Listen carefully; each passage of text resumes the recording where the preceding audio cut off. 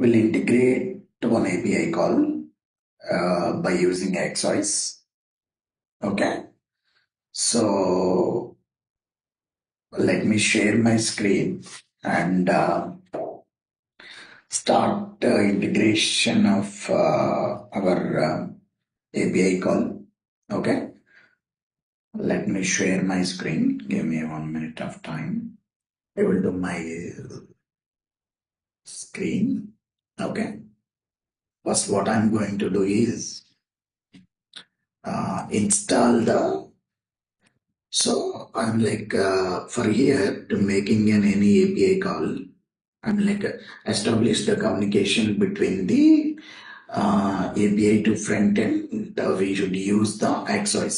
XOS is the like third party library where it can help us to communication between the our React components or React application to whatever your backend APIs. Okay. For that, first what we need to do is you need to go on search for the XOS. Okay, XOS. Okay. So this is the XOS npm. Okay. So you can see the like what is the command need to be installed. What command అంటే ఏం command వాడాలి install చేయడానికి అనేది మనం చూసుకోవచ్చు. ఇక్కడ చూడండి npm install XOS.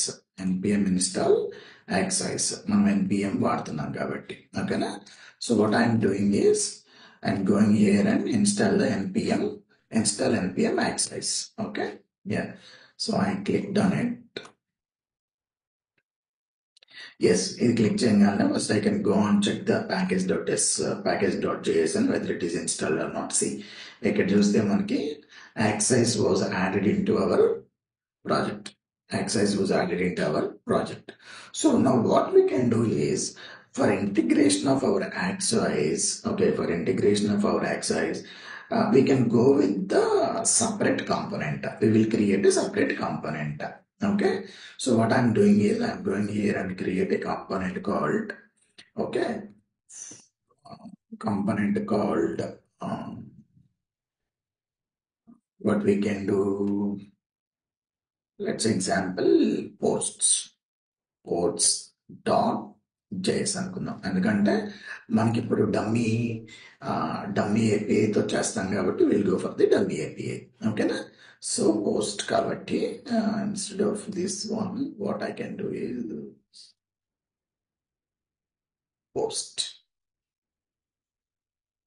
Post dot JS. Okay.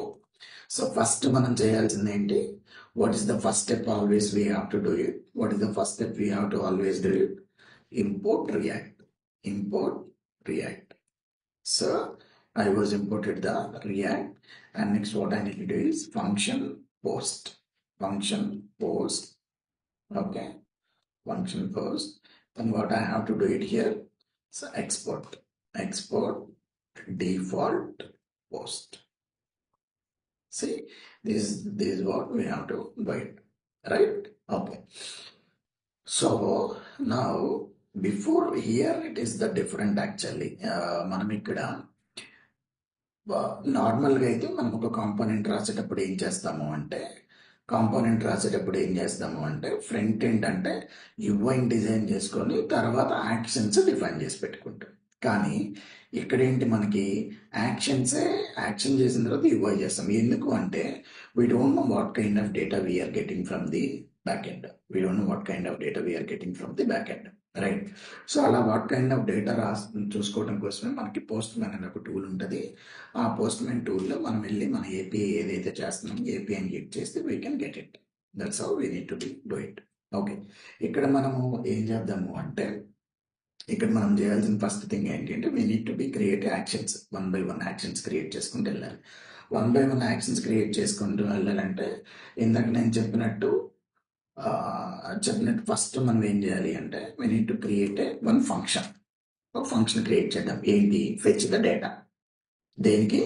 Fetch the డేటాకి మనము ఒక ఫంక్షన్ ఒకటి క్రియేట్ చేస్తాం. సో నార్మల్గా ఏంటి అంటే ఇక్కడ మనము ఫెచ్ ద డేటా అంటే సో ఏపీఐని మనకు కొన్ని హుక్స్ ఉంటాయి. హుక్ లైఫ్ సైకిల్ అంటాం. రియాక్ట్ లో మనకి హుక్ లైఫ్ సైకిల్ అంటాము. హుక్ లైఫ్ సైకిల్ లో ఫస్ట్ వచ్చేసరికి what should use effect. Okay, so use effect.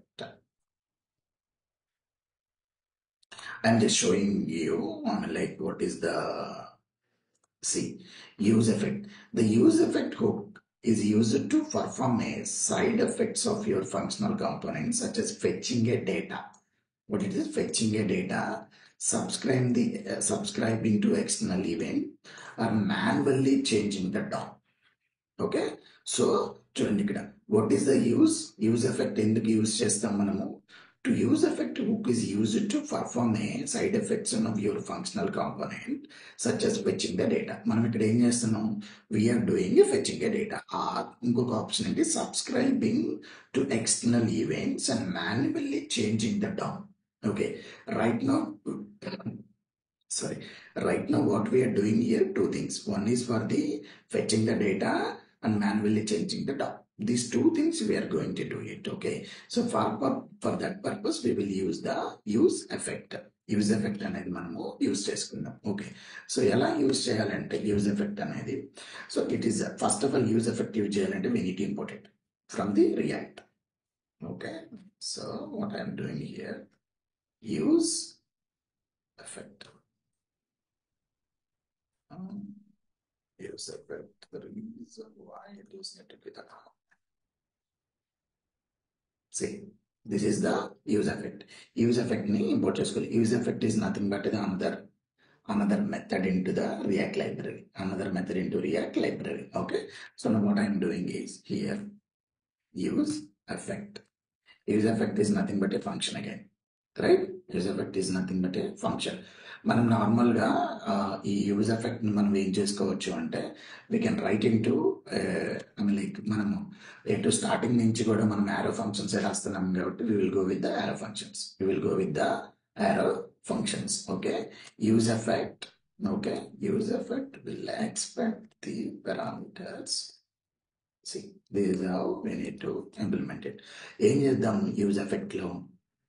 Use effect లో మనం ఏం చేస్తాం? we can write a one function to fetch the data from the API. To fetch the data from the API, we need to write a one function. For that, what I can const ఏంటి మన method పేరు ఏంటి? fetch data. So మనం ఏమనుకున్నాము? Will go with the arrow functions అనుకున్నాం కదా. So arrow functions define చేసేటప్పుడు నేను చెప్పాను కదా, ఇట్స్ జస్ట్ అని ఈక్వల్ టు ఇంకేముంటది? It just equal to with the parenthesis. మనకి ఇక్కడ ఏముంటది? ఫంక్షన్ కీవర్డ్ అనేది ఉండదు. This is how we can define our function. Okay, ఇది నాకు ఏంటి అంటే I'm going to use the async await here. ఎందుకు async await here I should use it అనేది మెయిన్ రీజన్ ఏంటంటే async await యూజ్ చేయటం వల్ల నా యుఐ అప్డేట్ అయిందాక, నా యుఐ అంటే బ్యాక్ ఎండ్ నుంచి data వచ్చిందాక my UI should not be created, right? For that reason I should use the async await. So I'm adding async here. Okay, I'm adding async here. So what I can do it here, I can put into try black,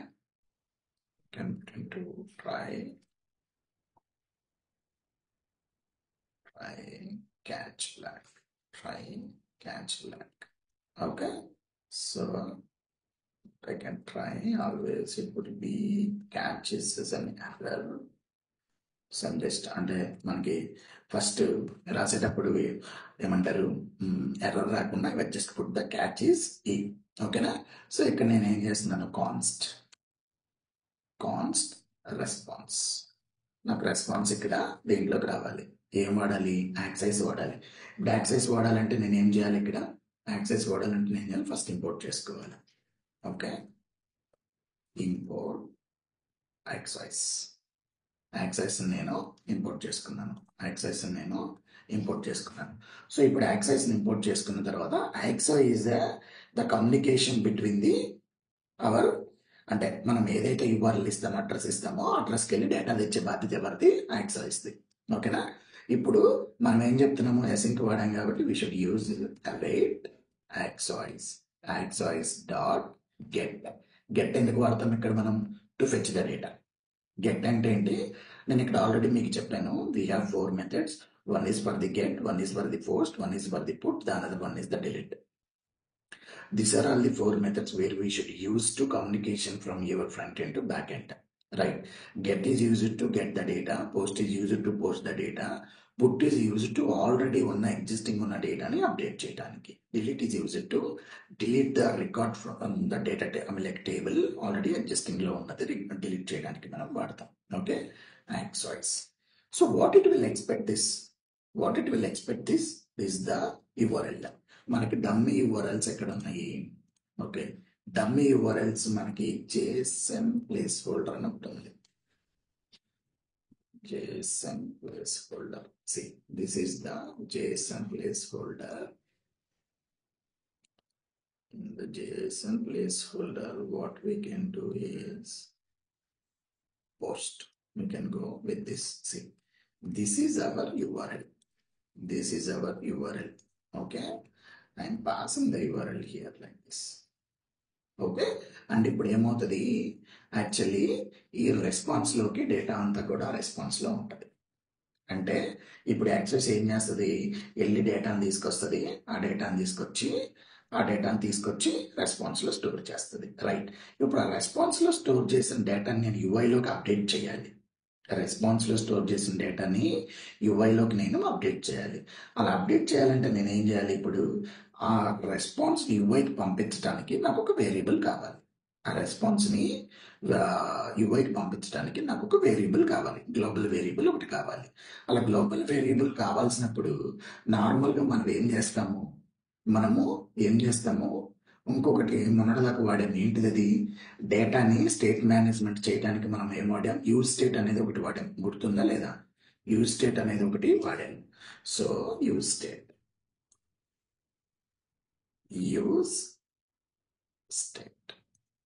right. So use state ఒకటి వాడాము. So use state ఎందుకు మనకి global వేరియబుల్ని handle చేయడానికి, every update అయినప్పుడు దాని data updation జరగడానికి, లేకపోతే దాని స్టేట్ హ్యాండిల్ చేయడానికి మనము ఫంక్షనల్ కాంపోనెంట్లో డైరెక్ట్గా స్టేట్ మెయింటైన్ చేయలేము. కాబట్టి మనం ఏం వాడతామంటే యూజ్ స్టేట్ అనేది ఇక్కడ వాడతాం. నేను ఏం చేస్తున్నానంటే const okay data const data comma set data. Okay, set data ఏమాడతాం? ఇది మనం ఏంటిది? అరే స్ట్రక్చర్ కోసం అనేది మనం వాడతాం. యూజ్ స్టేట్ ఇది దేని పర్పస్ కోసం వాడతాం? మనము వచ్చిన డేటా ఏదైతే ఉందో ఆ డేటాని మనము సెట్ చేసుకోవడం కోసం వాడతాం. అయితే ఇప్పుడు నేను ఈ సెట్ డేటాకి రెస్పాన్స్ పంపించాలి. ఓకే, సెట్ డేటాకి రెస్పాన్స్ పంపించాలి. సెట్ డేటాకి ఏం పంపించాలి? ఇప్పుడు నేను రెస్పాన్స్ డాట్ డేటా. ఎందుకు? ఈ రెస్పాన్స్ ఇప్పుడు ఏముంటుంది? స్టేటస్ కోడ్ ఉంటుంది, డేటా ఉంటుంది. మీకు ప్రింట్ చేసి చూపిస్తాను నేను. ఓకే, దీన్ని ఇప్పుడు నేను యాక్చువల్గా మీకు ఎలా వస్తుంది అనేది ఒక కన్సోల్ అయితే చేస్తాను, అర్థం అవడం కోసం. మీకు console.log response is plus response. Okay, మీకు అప్పుడు అర్థమవుతుంది ఎందుకు నేను ఇక్కడ రెస్పాన్స్ డాట్ డేటా వాడాను అనేది మీకు ఇప్పుడు అర్థమవుతుంది. ఓకేనా? సో ఇప్పుడు ఏమైంది? నేను డేటాని ఒక వేరియబుల్ తీసుకున్నాను, ఆ డేటాని సెట్ డేటా అనే వేరియబుల్లో పెట్టేశాను. It's all good now. ఇప్పుడు నాకు డేటా ఎక్కడ ఉంటుంది? ఈ డేటా వేరియబుల్లో నాకు రెస్పాన్స్లో వచ్చిన డేటా ఉంటుంది. సో ఇప్పుడు నేను ఏం చేయాలి? ఆ డేటా యూజ్ చేసుకొని నేను ఇప్పుడు ఏం చేయాలి?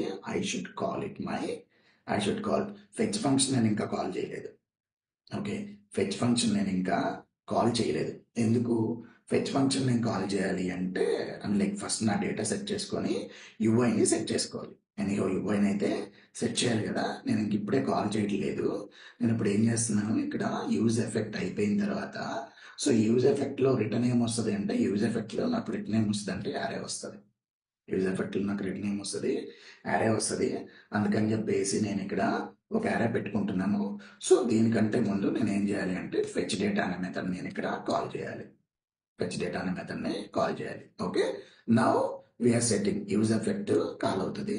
ఓకే, దీని తర్వాత నేను చేయాల్సింది ఏంటంటే రిటర్న్. ఓకేనా? సో రిటర్న్ లో ఇప్పుడు నేను ఏం చేయాలి, యుఐ సెట్ చేయాలి. రిటర్న్ లో నేను ఏం చేయాలి, యుఐ సెట్ చేయాలి. Okay, always you should use the container. Okay, container lo I'm going to use here is h1 is fetch the data from API and show the data. Okay, so show the data. So నాకు అప్పుడే అయిపోయిందా? అసలు ఇంకా ఏం జరగలేదు, ఎందుకంటే just giving the my heading. Just I'm giving the my heading. నాకు ఇప్పుడు నేను ఏం చేస్తాను అంటే, నేను ఇప్పుడు ఓన్లీ ఐటమ్ డాట్ టైటిల్ ఒకటే వాడుకుంటాను. ఇక్కడ ఐటమ్ డాట్ టైటిల్ ఒకటే నేను వాడుకుంటాను. ఇప్పుడు దాన్ని నేను యుఎల్లో పెట్టుకుంటాను, యుఐఎల్ఐలో పెట్టుకుంటాను. ఎందుకంటే లిస్ట్ ఆఫ్ ఎలిమెంట్స్ కాబట్టి యుఐఎల్లో పెట్టుకుంటాను. ఓకేనా? సో నేను ఇప్పుడు పెట్టుకోవాలంటే నాకు ఇప్పుడు ఏం జరగాలి, అక్కడ లూప్ తిరగాలి. ఏం జరగాలి? లూప్ తిరగాలి. Okay, so UL sorry UL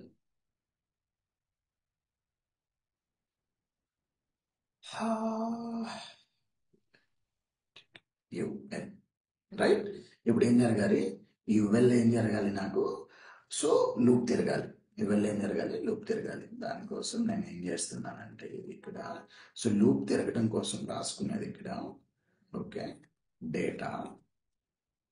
okay, so data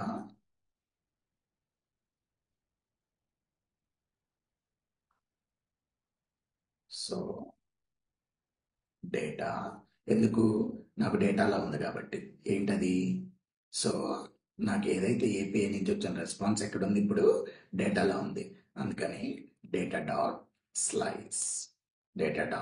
slice I'm just showing top 10 records 0,10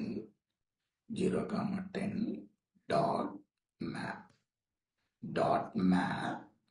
okay, dot map. Okay, item each item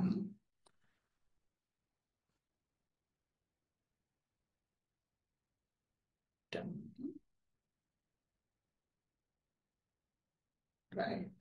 So item here, what I can do is I can put my li. ఎందుకు li కాబట్టి ఎక్కువగా తిరగాలి. ఇక్కడ what I can do is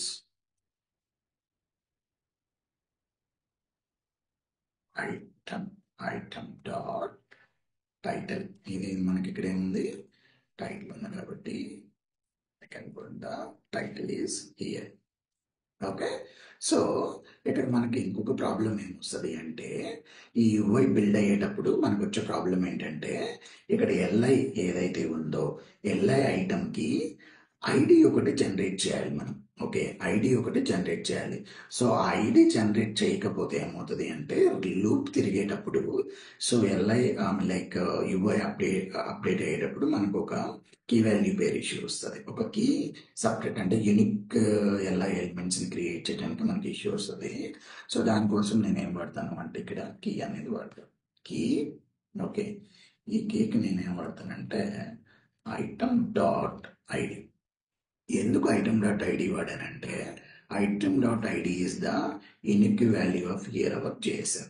item dot value is the unique item of the element. అందుకని నేను ఇక్కడ ఏంటి, ఇక్కడ ఐటమ్ డాట్ ఐడి అనేది వాడాను అనమాట. Okay, so here we can show the display the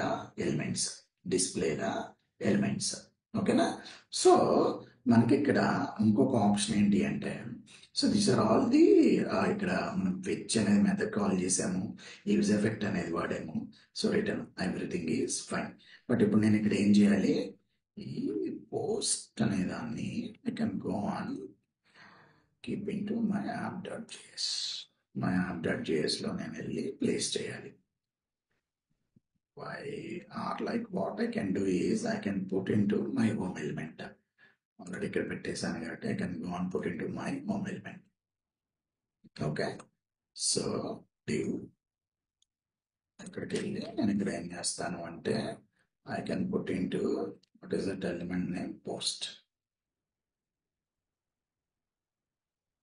So I can put my post.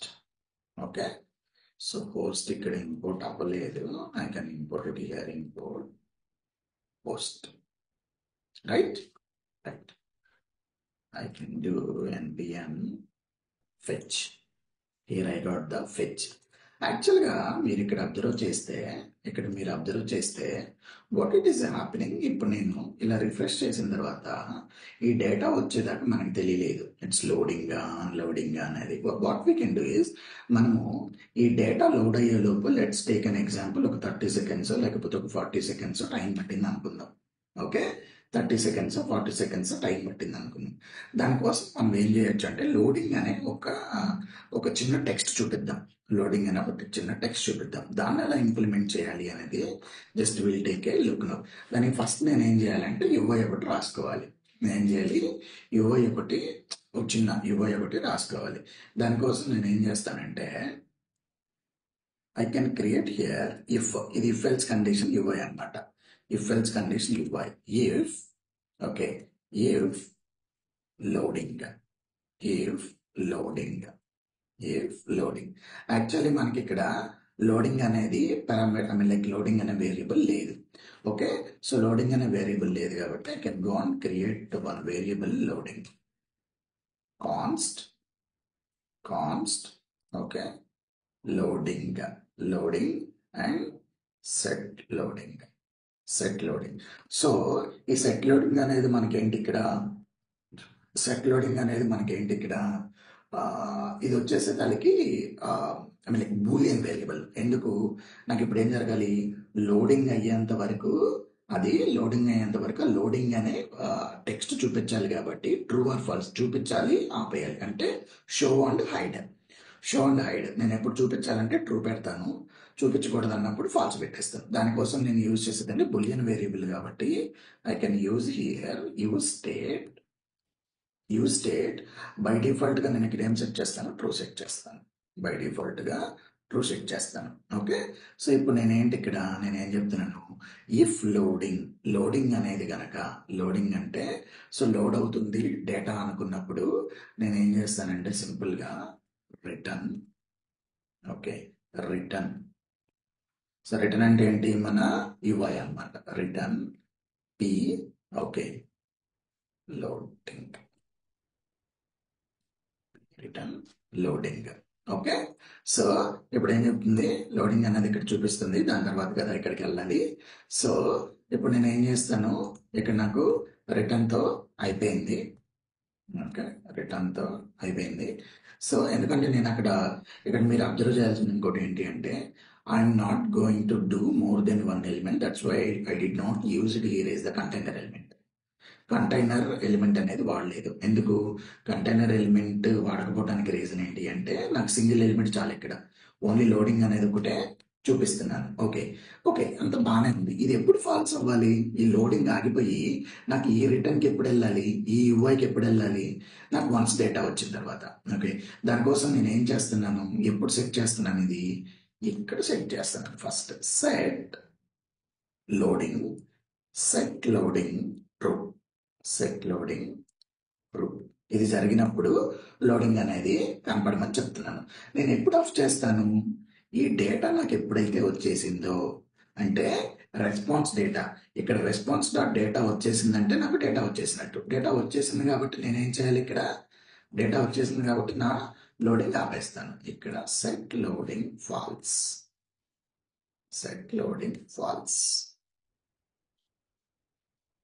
So చూడండి, set loading falls అయిపోతుంది. సెట్ లోడింగ్ నేను ఫాల్స్ సెట్ చేసిన తర్వాత సో ఆటోమేటిక్గా ఏమవుతుంది నాకు, సో డేటా అనేది సో డేటా అనేది అప్డేట్ అవుతుంది.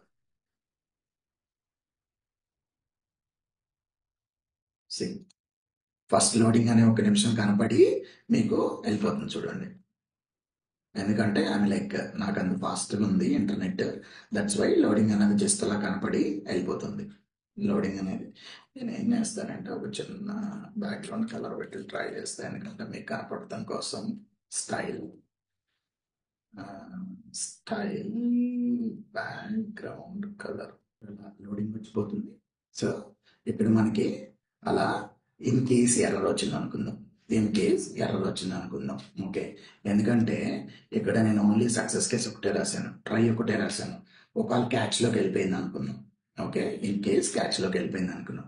దానికి కూడా నేను ఏం చేస్తాను అంటే I can go and create one more if condition here. One more if condition here. Instead of loading, what I can put is error here. Error here. Okay. So ఇప్పుడు ఇక్కడ ఎర్రర్ కోసం నేను I need to create one more variable, const. Okay, const error set error. Okay, ఇది కూడా మనకి Boolean. ఎందుకు అంటే మనం ఇక్కడ కూడా ఏంటి ట్రూ ఆర్ ఫాల్స్ యూజ్ చేస్తాం కాబట్టి. ట్రూ బై డిఫాల్ట్ ఏంటి అంటే ఇది బై డిఫాల్ట్గా వీ కెన్ గెట్ ఎన్నల్, ఎందుకంటే మనకి ఆ ఎర్రర్ స్టేట్లోకి వెళ్ళాలి కాబట్టి ఎర్రర్ స్టేట్లోకి వెళ్ళినప్పుడే మనము చూపిస్తాము. Okay, error equal to buy default null. ఇది ఎప్పుడు వెళ్తుంది ఎర్రర్ స్టేట్లోకి? ఇక్కడ వెళ్ళినప్పుడు వెళ్తుంది. అంటే క్యాచ్లోకి వెళ్తేనే కదా, ట్రైలోకి వెళ్తే సక్సెస్ కదా. Set error, set error. Now what I'm doing here is error fetching the data. Error fetching the data. Okay, and what I'm doing is set loading false. Set loading false. ఎందుకంటే ఎర్రర్లోకి వెళ్ళిన falls అనేది ఆగిపోవాలి కదా. Okay, ఎర్రర్లోకి వెళ్ళిన falls అనేది ఆగిపోవాలి కదా. So ఇక్కడ ఇప్పుడు ఎర్రర్ ఇన్ కేస్ ఇక్కడ ఏం చూపెడతాము ఇప్పుడు. సో నాకు ఇప్పుడు ఏం చూపెడతానంటే ఇక్కడ ఎర్రర్ వేరియబుల్లోకి ఏ డేటా అయితే వస్తుందో ఎర్రర్ వేరియబుల్లోకి ఆ డేటా పెట్టేస్తాను. ఇది నా error variable. Okay, so now let me change this into something else. Type T అని రాండిద్దాం. See error fetching the data. ఎందుకు? నాకు ఇక్కడ యుఆర్ఎల్ ప్రాపర్గా లేదు. నాకేంటి యుఆర్ఎల్ ప్రాపర్గా లేదు. యుఆర్ఎల్ ప్రాపర్గా లేకపోతే దానికి ఏముంది, డేటా తెచ్చుకోలేకపోతుంది.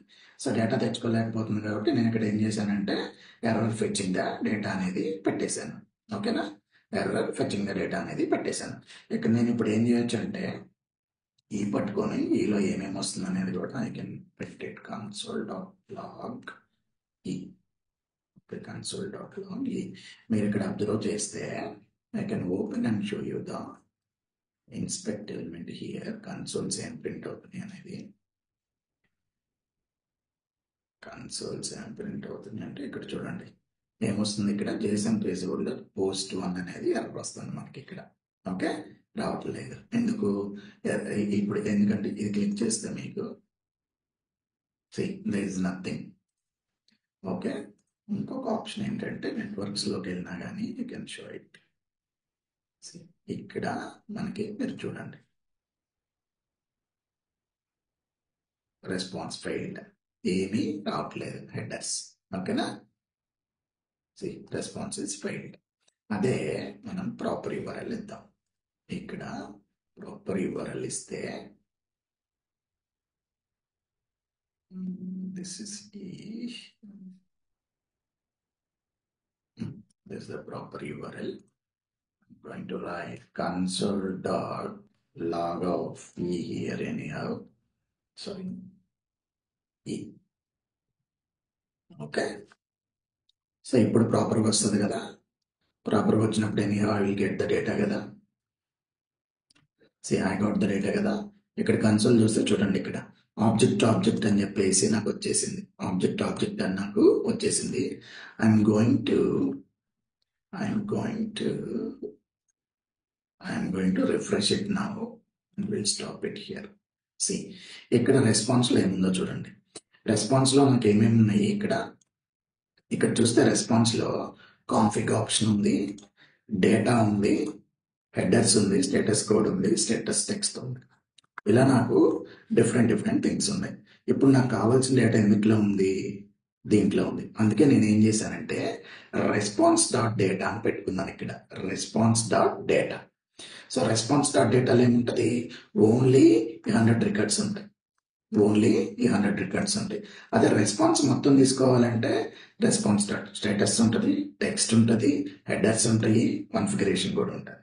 ఇది configuration.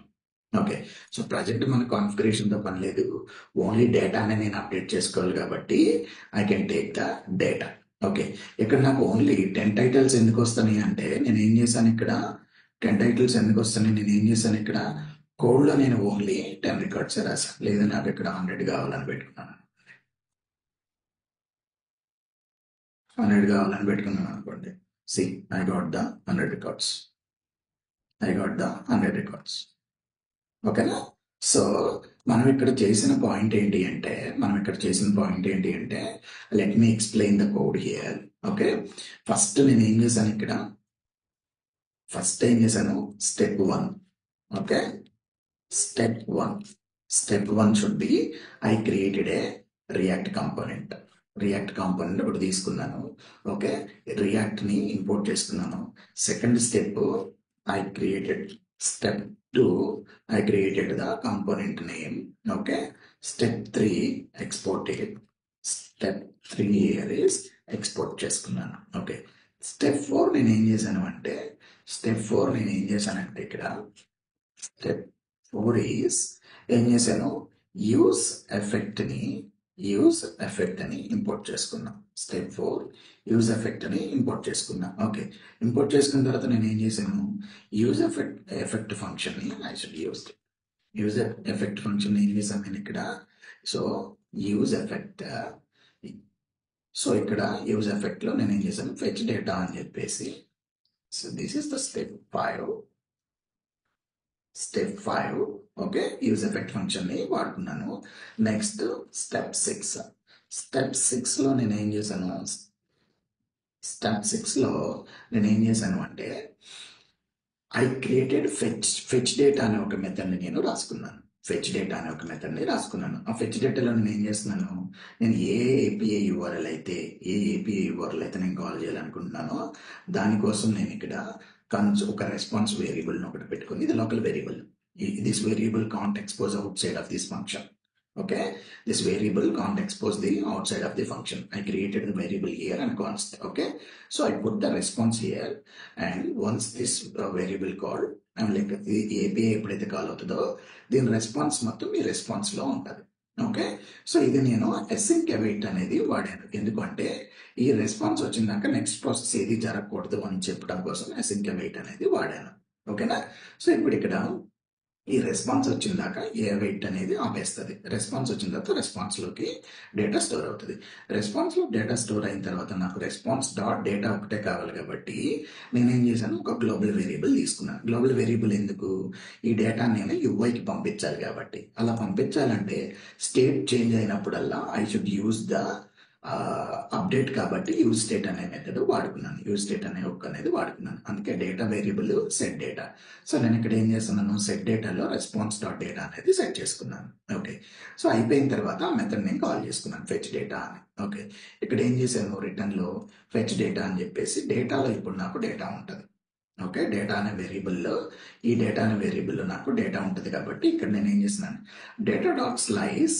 Okay, dot map of item. దీన్ని స్లైస్ వాడకపోయిన ఇబ్బంది లేదు, ఎందుకంటే నేను ఫస్ట్ 100 రికార్డ్స్ కాబట్టి నేను వాడుకున్నాను. ఇప్పుడు నాకు 200 రికార్డ్స్తో పని లేదు కాబట్టి I can use directly data dot map. Okay, so data dot map of item. ఒక్కొక్క ఐటమ్ ఇక్కడ మనం ఏం చేస్తున్నాం, ఫర్ లూప్ తిప్పుతున్నాం. యుఐలో ఫర్ లూప్ తిప్పుతున్నాం. ఓకే, యుఐలో ఫర్ లూప్ తిప్పుతున్నాం కాబట్టి I can use the data dot map of each item. ఒక్కొక్క ఐటంలో ఉన్న టైటిల్, ఒక్కొక్క ఐటంలో ఉన్న ఐడిని ఇక్కడ సెట్ చేయమని చెప్తున్నా. Let's example, if I remove this key, let's see what it will happen. Okay, see, మీరు ఇక్కడ నేను కీ అనేది తీసేస్తే నాకు ఒక చిన్న ఎర్రర్ కనపడుతుంది చూడండి. ఇక్కడ ఇన్స్పెక్ట్ ఎలిమెంట్లో ఇక్కడ చూడండి, ఇన్స్పెక్ట్ ఎలిమెంట్లో ఏం చెప్తుందంటే సి ఇక్కడ ఏం చెప్తుందో చూడండి. Each child in the list should have unique key property ఉండాలి అని చెప్తుంది. ఏం చెప్తుంది? Each child in the list should have unique key prop. Okay, so ప్రతిదానికి కూడా మనకు అదేం ఎర్రర్ కాదు, but it's a warning kind of thing. So each child in the list should have the unique key. So దానికోసం నేను ఏం చేశాను, ఇక్కడ మీరు అబ్జర్వ్ చేస్తే ఇక్కడెక్కడ కూడా యూనిక్ కీ లేదు. ఇక్కడెక్కడ కూడా ఇది యువై మనకు వచ్చిన యువై కదా, ఇక్కడెక్కడ కూడా యూనిక్ లేదు. సో దానికోసం నేను ఇక్కడ ఏం రాశాను, సో ఇక్కడ నేను ఏం చేశానంటే కీ ఐటమ్ డాట్ ఐడి అనేది రాసుకున్నాను. ఓకే, ఇక్కడ అప్డేట్ చేస్తే ఇప్పుడు చూడండి, there is no error now. Okay, error ఏం లేదు, ఇప్పుడు error gone. See console error ఏం లేదు. ఓకే, ఇక్కడ మీరు అబ్జర్వ్ చేస్తే ఇప్పుడు ఇక్కడ డివ్ ఐడి రూట్, దీంట్లో మనకి డివ్ హోమ్ ఫెచ్ డేటా, ఇక్కడ వెళ్ళి ఇప్పుడు చూస్తే చూడండి, ఇక్కడ ప్రతిదానికి ఒక కీ వస్తుంది. ఓకే, ప్రతిదానికి ఒక కీ అప్డేట్ అయిపోయి ఉంటుంది. ఓకే, ఆ కీ ఏంటి? ఈ ఐడి ఏదైతే ఉందో ఐడికి అప్డేట్ అవుతుంది. ఓకేనా? So this is how we need to use the Axwise API to fetch the data. Okay, this is how we need to fetch the data. So that's all for today. Thank you.